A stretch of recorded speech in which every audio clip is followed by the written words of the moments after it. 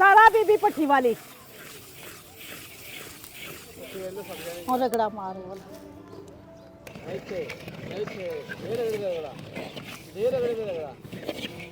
ਬਿਸਮਿਲ੍ਲਾਹਿਰਰਹਿਮਾਨਿਰਰਹੀਮ।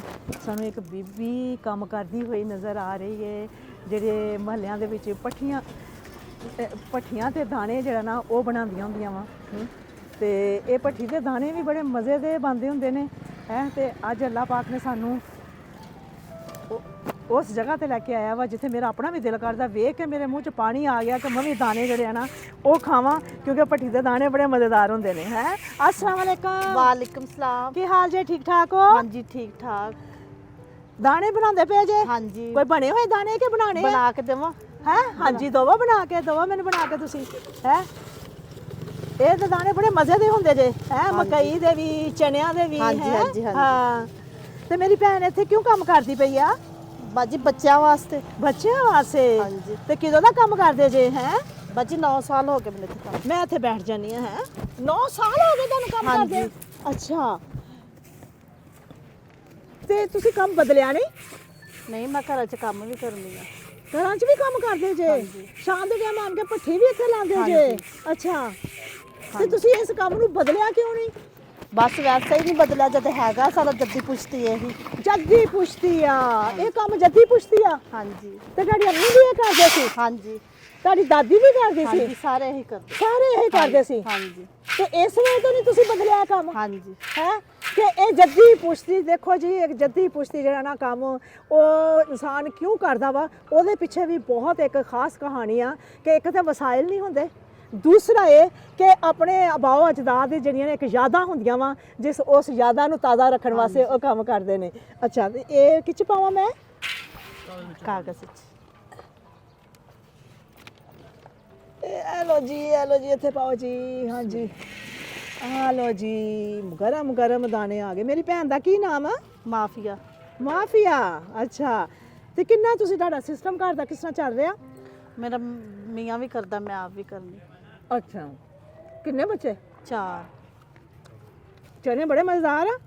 ਮੈਂ ਬਾਅਦ ਚ ਖਾਉਂਗੀ, ਪਹਿਲੇ ਮੈਂ ਤੁਹਾਡੇ ਨਾਲ ਗੱਲਬਾਤ ਕਰਨਾ। 4 ਬੱਚੇ ਪੜ੍ਹਦੇ ਨੇ? हाँ जी 2 बच्चे पढ़ते, 2 बच्चे मसलन सिलाई का वाल सीखते।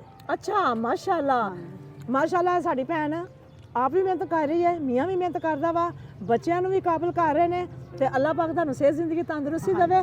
ਤੇ ਫਿਰ ਅੱਲਾਹ ਪਾਕ ਦੀ ਤਰਫੋਂ ਇੱਕ ਮਿਹਨਤ ਕਰਨ ਵਾਲੀ ਬੀਬੀ ਵਾਸਤੇ ਅੱਲਾਹ ਪਾਕ ਨੇ ਕੁਝ ਭੇਜਿਆ ਜੇ ਹੈ।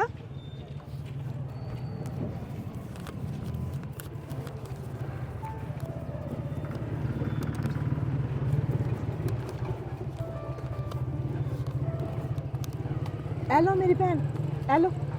ਇਹ ਗਿਣੋ ਆਪਣੇ ਮੁਬਾਰਕ ਹੱਥਾਂ ਨਾਲ ਗਿਣੋ ਜਰਾ।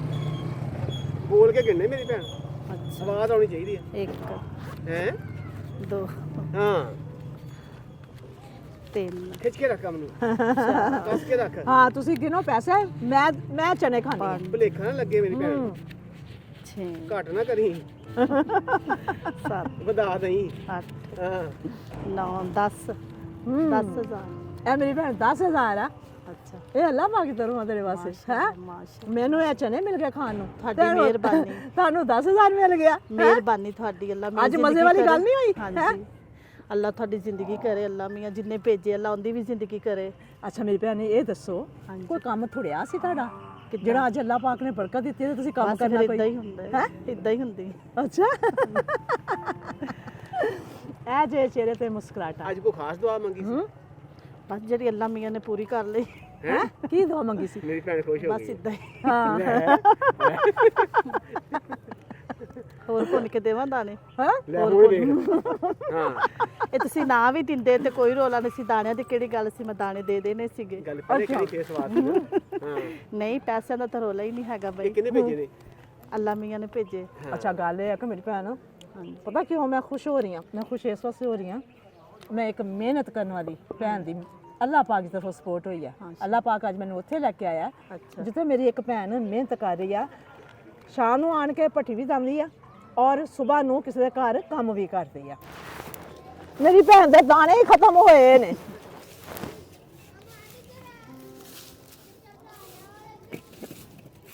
ਆ ਲੋ ਜੀ,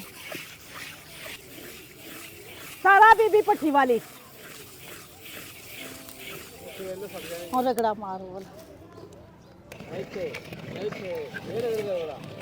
ਦੇ ਰਗੜਾ ਚਲੋ ਛਾਣੀ ਫੜੋ ਜੀ ਇੱਥੇ